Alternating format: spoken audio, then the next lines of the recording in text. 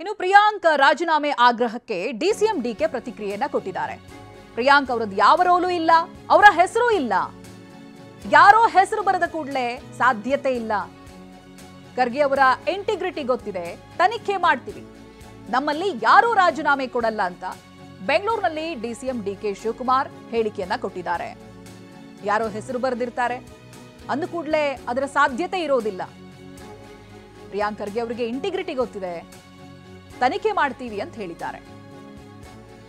ಇನ್ನು ಕಪನೂರ್ ಜೊತೆ ಪ್ರಿಯಾಂಕ್ ಖರ್ಗೆ ಫೋಟೋ ಇರುವಂತ ವಿಚಾರಕ್ಕೂ ಕೂಡ ರಿಯಾಕ್ಷನ್ ಕೊಟ್ಟಿದ್ದಾರೆ.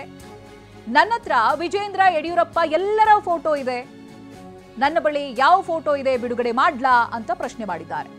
ರೌಡಿಗಳ ಜೊತೆ ಇರೋದು, ಕ್ರಿಮಿನಲ್ ಜೊತೆ ಇರೋದು, ಎಲ್ಲೆಲ್ಲೋ ಫೋಟೋ ತೆಗೆಸ್ಕೊಳ್ತಾರೆ, ಏನ್ ಮಾಡಕ್ಕಾಗುತ್ತೆ? ನನ್ನ ಕೇಸ್ ಮಾತ್ರ ಸಿಬಿಐಗೆ ಕೊಟ್ಟಿದ್ರು, ಬೇರೆ ಕೊಟ್ಟಿರ್ಲಿಲ್ಲ ಅಂತ ಡಿಸಿಎಂ ತಿರುಗೇಟನ್ನ ಕೊಟ್ಟಿದ್ದಾರೆ. ಪ್ರಿಯಾಂಕಾ ಖರ್ಗೆದು ಯಾವ ರೋಲು ಇಲ್ಲ, ಅವ್ರ ಹೆಸರು ಯಾರು ಬರ್ದಿಲ್ಲ, ಯಾರ್ದೋ ಹೆಸರು ಬರದ ತಕ್ಷಣ ಅದೆಲ್ಲ ಸಾಧ್ಯ ಇಲ್ಲ. ಆಯ್ತಾ? We know the integrity of Priyanka Kharge. ಯಾರು ಅವ್ರ ಹೆಸರು ಬರ್ದಿಲ್ಲ, ಯಾವ ಆ ಥರನೂ ಇಲ್ಲ.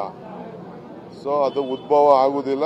ಇನ್ವೆಸ್ಟಿಗೇಷನ್ ಅಂತೂ ಕಾನೂನು ಪ್ರಕಾರ ಏನ್ ಮಾಡಬೇಕು ಇನ್ವೆಸ್ಟಿಗೇಷನ್ ನನ್ನ ಜೊತೆ ವಿಜಯನನ್ನು ಇದ್ದಾನೆ, ಯಡಿಯೂರಪ್ಪನವರು ಇದ್ದಾರೆ, ಬೇಕಾದಷ್ಟು ಎಲ್ಲರ ಫೋಟೋನು ನಮ್ಮ ಜೊತೆ ಯಾರ್ಯಾರು ಬರ್ತಾರೆ. ಈಗ ನಮ್ಮನೆಗೆ ಬಂದವರೆಲ್ಲ ಎಲ್ಲರದ್ದು ಫೋಟೋ ಬರ್ತಾ ಇರ್ತಾರೆ.